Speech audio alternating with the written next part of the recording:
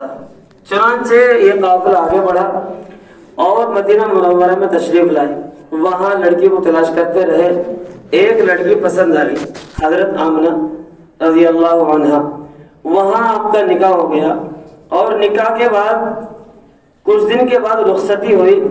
हजरत अब्दुल्ला रजी अल्लाह अन्हु की रुखसती के बाद अल्लाह ताला को तरफ से कुछ ऐसा करना हुआ कि आमिना जो आपके निकाह में आई थी वो हमल से हो गई, उम्मीद से हो गई।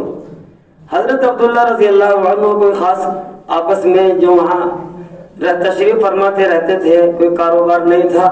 मक्के वालों का आमतौर पर काम जो होता था वो मुल्क शाम से मामला था। सारे काफिले मुल्क शाम में जाते थे और मुल्क शाम में जो तिजारती काफिले जाते थे वो यसरिफ से होकर जाया करते थे, यानी मदीना मुनव्वरा से होकर जाया करते थे। चुनांचे हजरत अब्दुल्ला रजी अल्लाह अन्हु आपस में बैठ के मशवरा हुआ और उस काफिले के साथ हजरत अब्दुल्ला भी रवाना हुए तिजारत की गरज से। जाना तो नहीं चाहते थे क्योंकि नई नई शादी हुई थी और नया निकाह हुआ था, लेकिन चूंकि काम का मामला था, खाली रहना मुनासिब नहीं था, इसलिए रिश्तेदारों ने और घर वालों ने मशवरा करके हजरत अब्दुल्ला रजी अल्लाह अन्हु को उस काफिले के साथ जो मुल्क शाम जा रहा था रवाना किया। चुनांचे हजरत अब्दुल्ला रवाना हुए और मुल्क शाम पहुंचे, वहां तिजारत करते रहे। लेकिन वहां से आते हुए हजरत अब्दुल्ला को बहुत तेज बुखार हुआ और वो इतना तेज हुआ कि आँख का सफर करना नामुमकिन सा हो गया। वापस मदीने को होते हुए मक्के आना था और मक्के में चूंकि ससुराल थी तो ससुराल वालों ने ये चाहा कि हजरत अब्दुल्ला इस वक्त तो बहुत बीमार है, परेशान हाल है, कुछ इनको राहत मिलेगी, बीमारी ठीक हो जाएगी, तो हम इनको मक्के में भेज देंगे, आप इनको हमारे पास ही छोड़ दो। यानी ससुराल वालों ने हजरत अब्दुल्ला को अपने पास वहीं रोक लिया। उधर हजरत आमना जो आपकी बीवी है, आपके ज़ौजे मोहतरमा है, इस इंतजार में थी कि हमारे पास कुछ दिन के बाद जो काफिला आ रहा है, मेरा शोहर भी उस काफिले में है, वो हमारे पास आएगा। चुनांचे हर काफिले वालों की बीवी जो बच्चे थे, वो बीवी अपने आप को संवार कर और अपने बच्चों को साफ सुथरे कपड़े पहनाकर और अपने घर की सफाई सुथराई करके बिल्कुल तैयार थी कि आज हमारे शोहर वापस हो रहे हैं। उधर हजरत आमना भी तैयार थी कि जो मेरा शोहर है हजरत अब्दुल्ला, वो भी उस काफिले में है, वो भी वापस आएंगे। चुनांचे सारे का सारा काफिला वापस आया और हजरत आमना भी दरवाजे के पीछे खड़े होकर इंतजार कर रही हैं कि आज मेरा भी शोहर वापस आएगा। चुनांचे सारे के सारे काफिले वाले अपने घर चले गए, लेकिन हजरत अब्दुल्ला रजी अल्लाह अन्हु वापस नहीं तशरीफ लाए। ये बहुत ज्यादा परेशान हुई और आपस वालों से जो घर वाले थे उनसे मालूम किया कि मेरा शोहर नहीं आया, वो कहाँ है। तो मालूम हुआ कि आपका शोहर बीमार है और बीमार होने की वजह से आपके घर वालों ने वहां उनको रास्ते में रोक लिया मदीना मुनव्वरा में। हजरत आमना ने खैर अपने आप को संभाला और संभालने के बाद फिर कुछ लोगों को भेजा कि जाओ और उनको वापस लेकर आओ, हम उनका इलाज मुआलजा यहीं करेंगे, देखभाल उनकी यहीं करेंगे। हजरत अब्दुल्ला रजी अल्लाह अन्हु को लेने के लिए मक्के से एक काफिला रवाना हुआ, तो अभी ये काफिला वहां तक नहीं पहुंचा था। हजरत अब्दुल्ला दुनिया से तशरीफ ले जा चुके थे, यानी इंतकाल हो गया।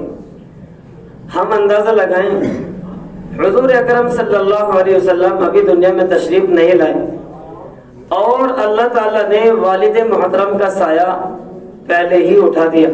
ये इशारा इस तरफ था कि क़यामत तक आने वाली जितनी भी इंसानियत है और जो इस दुनिया का सबसे बड़ा इमाम बनने वाला है, किसी को कहने का ये मौका ना मिले कि वो तो बहुत ज्यादा नाज़ो नीमत में पले हैं और बहुत ज्यादा आसानी में पले हैं, इसलिए उनके लिए दिन का काम करना आसान था।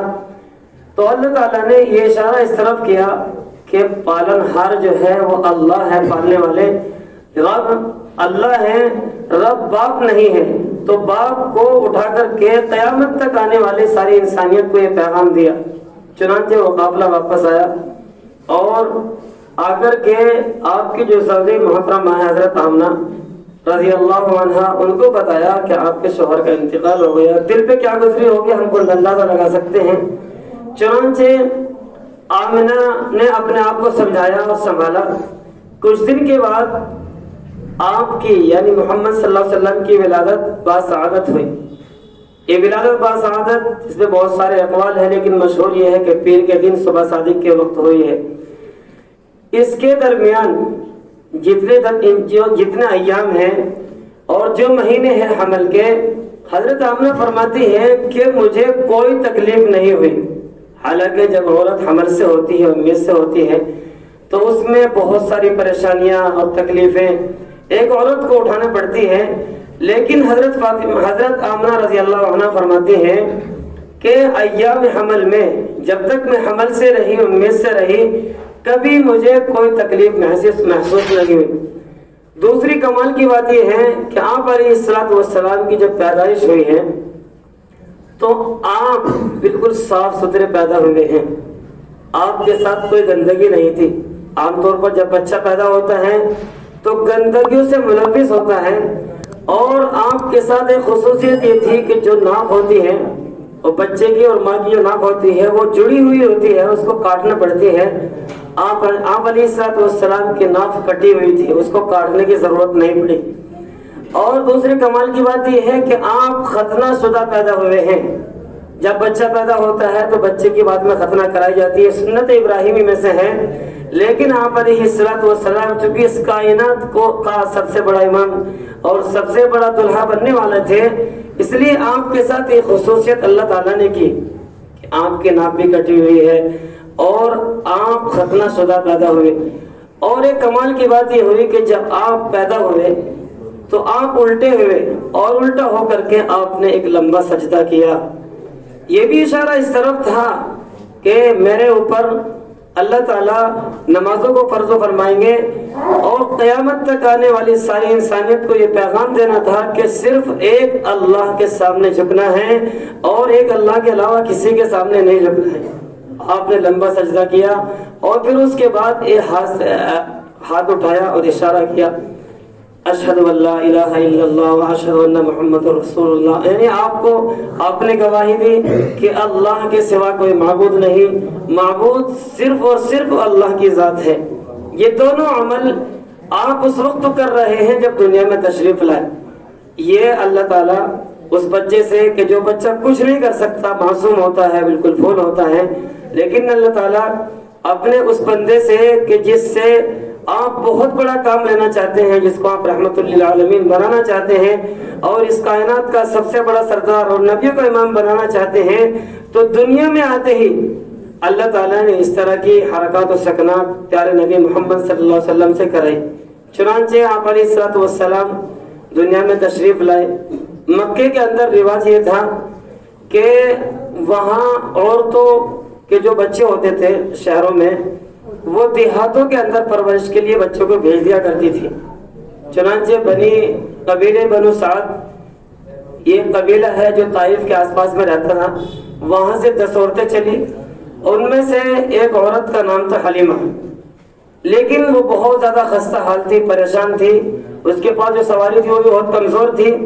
یہ 10 عورتیں چلی، لیکن حلیمہ کی سواری کمزور ہونے کی وجہ سے وہ پیچھے رہ گئی، اور یہ 9 عورتیں آگے بڑھی، اور آنے کے بعد چونکہ اس امید سے آئی تھی کہ ہم بچوں کو لائیں گے اور ان کی پرورش کریں گے اور ہمیں کچھ بڑا انعام ملے گا، چنانچہ انہوں نے ہر ایک نے بچے کا انتخاب کیا، اور عام طور پر جو بھی محمد صلی اللہ علیہ وسلم کو دیکھتے تھے، چونکہ وہ یتیم تھے اور در یتیم تھے، آپ کو کوئی لینا پسند نہیں کرتی تھی، وہ 9 عورتیں مالداروں کے بچے کو لے کر روانہ ہو گئی، اور حضرت حلیمہ رضی اللہ عنہا نے جیسے ہی محمد صلی اللہ علیہ وسلم کو دیکھا تو دیکھنے کے بعد زبان سے بے ساختہ یہ الفاظ نکلے کہ اس جیسا خوبصورت بچہ میں نے اپنی آنکھوں سے کبھی نہیں دیکھا۔